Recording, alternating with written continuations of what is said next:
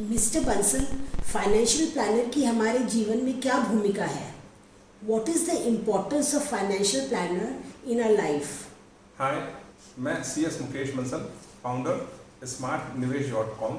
आज आपसे financial planner की हमारी ज़िंदगी में अहमियत के बारे में बात करता हूँ। जब स्वास्थ्य खराब होता है तो हम डॉक्टर के पास जाते हैं। जब हमें मकान का निर्माण करना होता है तो हम इंजीनियर या आर्किटेक्ट के पास जाते हैं। इसी तरह बहुत सारे स्पेशलिस्ट हैं जिनकी स्पेशलाइजेशन में हम लोग अपने क्षेत्र का मार्गदर्शन प्राप्त करते हैं। जब आसपास में हम लोगों से सलाह लेते हैं तो हमें विशेषज्ञों की याद नहीं आती, और ख़ासकर निवेश के बारे में। आज की भागदौड़ भरी ज़िंदगी में हमें वैसे ही समय कम पड़ता है, अपने परिवार के लिए और खुद के लिए भी। ऐसे में स्पेशलिस्ट या प्रोफेशनल से सलाह बहुत उपयोगी होती है, जो आपको ज़िंदगी में कदम कदम पर गाइड करते रहते हैं। इनकी मदद से आप काम सफलतापूर्वक कर सकते हैं। आज इंटरनेट घर घर पहुंच गया है। लोगों को इंटरनेट के माध्यम से बहुत सारी जानकारियां प्राप्त करने का शौक़ है। वे जल्द ही अपने रुचि की जानकारी प्राप्त कर लेते हैं। कई वेबसाइट्स हैं, कई मोबाइल हैं, कई जगह हैं जहां आपको वित्त के बारे में बहुत सारी सुविधाएं, बहुत सारी जानकारी मिल जाएंगी। लेकिन किसी एक प्रोफेशन के अभाव में आपको कोई नुकसान होने के पूरे चांस हैं। इन वेबसाइट्स में, इन ऐप्स से कभी भी कोई प्रॉब्लम होने के केस में आपको सहायता नहीं मिलती। ऐसे में वित्तीय सलाहकार को आप अपने पास रखें तो वो आपकी व्यक्तिगत परिस्थितियों को समझते हुए आपको उपयुक्त समाधान देने की कोशिश करेगा। आप कड़ी मेहनत करके कमाते हैं, अपने अपने परिवार की ज़रूरतों और उनके भविष्य के लिए भी पूरा पैसा लगाने की कोशिश करते हैं, और उनके लिए आप निवेश भी करते हैं। लेकिन एक बार जब आप निवेश करने के लिए कुछ निर्णय बनाते हैं तो दो बातें ध्यान में आती हैं। आप स्वयं मैनेज करना चाहते हैं या किसी वित्तीय सलाहकार को रखना चाहते हैं। यह महत्वपूर्ण निर्णय होता है और चुनाव पूरी तरह आपके ऊपर निर्भर है। दिवंगत रिचर्ड वैगनर ने अपने बुक में कहा था फाइनेंशियल प्लानिंग 3.0 में कि फाइनेंशियल प्लानिंग 21वीं सदी का सबसे महत्वपूर्ण प्रामाणिक पेशा होगा, और मैं भी इससे पूर्ण से सहमत हूँ। एक वित्तीय सलाहकार के रखने के क्या लाभ हैं, आज ज़्यादा जानते हैं हम लोग। एक सलाहकार एक व्यक्ति विशेष की वित्तीय स्थिति और वित्तीय स्वास्थ्य के कमजोर बिंदुओं को पहचान कर उसे मजबूत करने की आवश्यकता को बताता है। उदाहरण के लिए, आपका सलाहकार आपको व्यर्थ के खर्चे के बारे में सचेत कर सकता है। वह उन निवेशों की पहचान कर सकता है जो आपको इच्छानुसार रिटर्न नहीं दे रहे। सलाहकार की मदद से आप अनुचित और गैर महत्वाकांक्षी वित्तीय लक्ष्यों को अलग अलग तय कर सकते हैं। सलाहकार तब इन लक्ष्यों को प्राप्त करने के लिए एक योजना बनाने में आपकी मदद करता है। उनके सुझावों से आप अपने वित्तीय लक्ष्यों को अल्प, मध्यम और दीर्घकालीन यानी short, medium and long term हासिल कर सकते हैं। फाइनेंशियल एडवाइजर आपको अपने लक्ष्यों तक तेजी से पहुंचाने में कामयाब हो सकता है।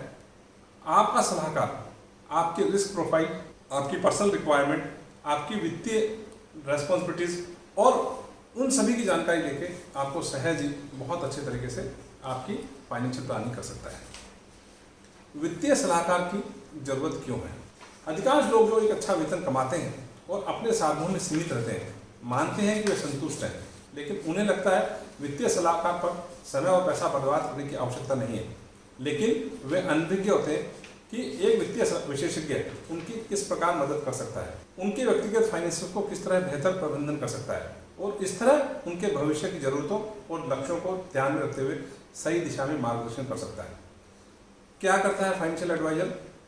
वो आपको सही फाइनेंशियल प्रोडक्ट चुनाव करने में, जो आपकी रिस्क प्रोफाइल, आपके पोर्टफोलियो को अच्छा रिटर्न दे, आपको आने वाले समय में संतुष्ट रखे और आपके निवेश की सुरक्षा हो, आपको ऐसा उत्पाद सेलेक्ट करने में मदद करता है। जीवन में कब कब जरूरत पड़ सकती है वित्तीय प्लानर की? यस, आपको कोई टैक्स की प्लानिंग करनी हो, आपको अपने बच्चे के भविष्य की चिंता हो, आपको बच्चे के करियर की चिंता हो, आपको अपने रिटायरमेंट की प्लानिंग करनी हो, आपको पूरी फैमिली की फाइनेंशियल प्लानिंग करनी हो, आपको कोई कार, कोई मकान, कोई यूरोप टूर की तैयारी करनी हो, आपके लिए एक फाइनेंशियल एडवाइजर इन सभी कामों को बखूबी अंजाम दे सकता है। लेकिन वित्तीय सलाहकार से राय लेने में आप जरूर ये सावधानियां बरतें। म्यूचुअल फंड की बढ़ती लोकप्रियता के बीच इनके गलत तरीके से बेचने का खतरा भी बढ़ गया है। आखिरकार म्यूचुअल फंड भी तमाम निवेश विकल्पों में से एक ही है। अच्छी प्लानिंग के बगैर इसमें निवेश बहुत मदद से नहीं मिलेगा आपको। इसलिए लक्ष्य की तरह वित्तीय सलाहकारों को भूमिका भी महत्वपूर्ण हो जाती है। निवेश करने से पहले जोखिम का आकलन जरूर कर लेना चाहिए। एक फाइनेंशियल एडवाइजर से डील करने के समय कुछ बातों को ध्यान रखना भी जरूरी होता है। फाइनेंशियल एडवाइजर आपको अच्छी सलाह देगा।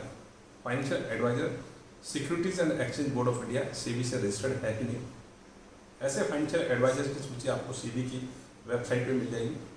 फाइनेंशियल एडवाइजर को देखें कि उसके पास रजिस्ट्रेशन सर्टिफिकेट है, वो आपको आपकी रिस्क प्रोफाइल के हिसाब से सलाह दे रहा है। जब भी उसको एडवाइजरी का पेमेंट करें तो बैंक से पेमेंट करें, उसकी अपने पास डिटेल रखें। सलाह पर अमल करने से पहले सारी उलझनों, सारे कन्फ्यूजन को अपना दूर कर लें और निवेश के रिस्क रिटर्न प्रोफाइल को जरूर समझें।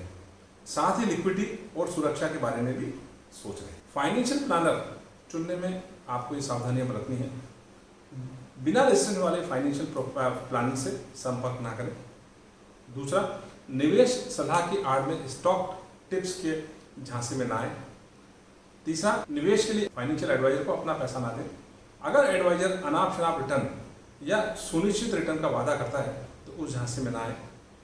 लुभावने विज्ञापनों या बाजार की अफवाहों के चक्कर में बिल्कुल ना पड़े। केवल फोन कॉल या संदेश के आधार पर कोई निवेश ना करें। सीमित समय के लिए डिस्काउंट या अन्य किसी तोहफे के चक्कर में पड़कर निवेश वाकई में ना करें।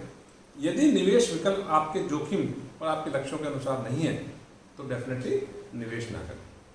अंत में जरूर याद रखें, आपका फाइनेंशियल एडवाइजर आपका रिस्क मैनेजर है, रिटर्न मैनेजर नहीं है। आशा है आपको ये सब चीज़ें बहुत अच्छी लगी होंगी और आप एक अच्छा फाइनेंशियल एडवाइजर चुनने में अपनी मदद कर सकते हैं।